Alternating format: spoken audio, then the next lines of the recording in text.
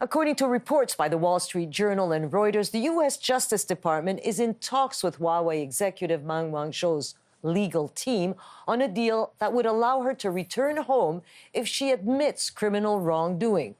Meng was arrested in Vancouver in 2018 on a U.S. extradition request just days after the two Canadian Michaels were detained on allegations of state spying. What could this mean for them? Let's bring in Canada's former ambassador to China, Guy Saint-Jacques. Guy Saint-Jacques, welcome to Power Play, sir. Always nice to see you. I'm wondering if you have a sense of why are the Americans doing this now after 2 years? Well, I think that, in fact, these negotiations started right from the outset. This is a standard procedure. To give you an example, when I was ambassador in 2014, and we had arrested a Chinese citizen, Mr. Su Bin. In fact, the negotiations started. At first, Mr. Su Bin didn't want to enter into a plea bargain, but eventually he relented and agreed to a reduced sentence, and that's worked out. And so in this case, the blockage came from Mrs. Meng, who didn't want to admit any guilt. But the fact that this information was leaked by the U.S. Department of Justice shows, in my view, that negotiations are quite advanced, and that, in fact, who knows, the Americans may have come to the conclusion that it would be better to try to settle at this stage rather than not being sure whether they can get Mrs. Meng condemned.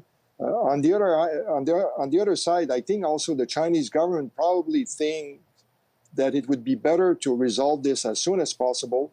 They know there will be a change in the occupant of the White House very soon, that things will be less complicated to deal with the Americans, and if they can remove this impediment and maybe help with their image, which has been badly tarnished by this whole affair, I think they would probably, they are probably putting some pressure on Mrs. Meng to show some flexibility. Except that, and we've spoken about losing face a lot in our conversations we had over the months about the Meng Wanzhou case. But the deal is that Meng Wanzhou has to admit wrongdoing. Now, how difficult is that for her to do, and how can it harm the reputation of Huawei, which is the crown jewel for the Chinese, Communist Party? So it would be a loss of face.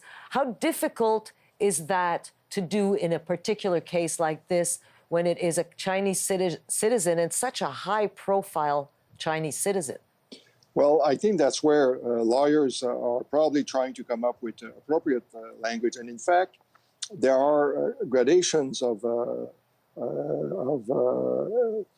admitting how guilty you are. And it would be possible for Mrs. Meng to recognize that she did things that probably could have been done better without admitting that she was fully guilty.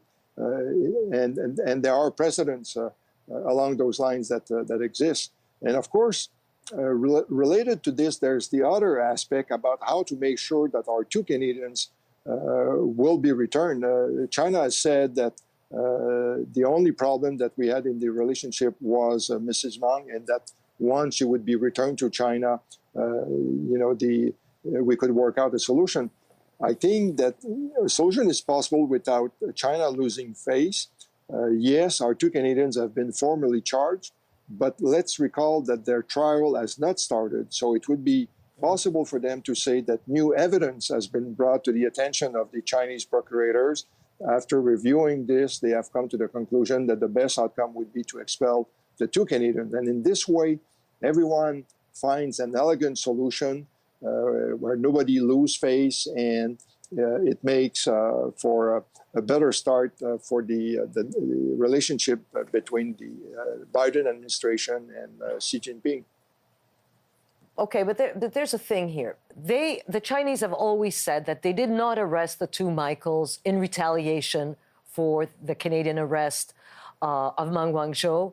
to honor an extradition request by the United States. They always said, no, the two Michaels have nothing to do with the Meng Wanzhou case. So if they release the two Michaels, they're actually admitting that what they did was retaliatory. Well, so do you see, you worked there, you lived there, do you see them actually doing that? Well, in fact, we went through the same thing when they arrested Kevin and Julia Garrett in August 2014, after we had arrested a Chinese citizen in Vancouver, Mr. Su Bin, who was sought by the U.S. On espionage charges. And I recall when I went to the Chinese Ministry of Foreign Affairs, they were telling me, you return Mr. Su Bin and good things will happen to Mr. and Mrs.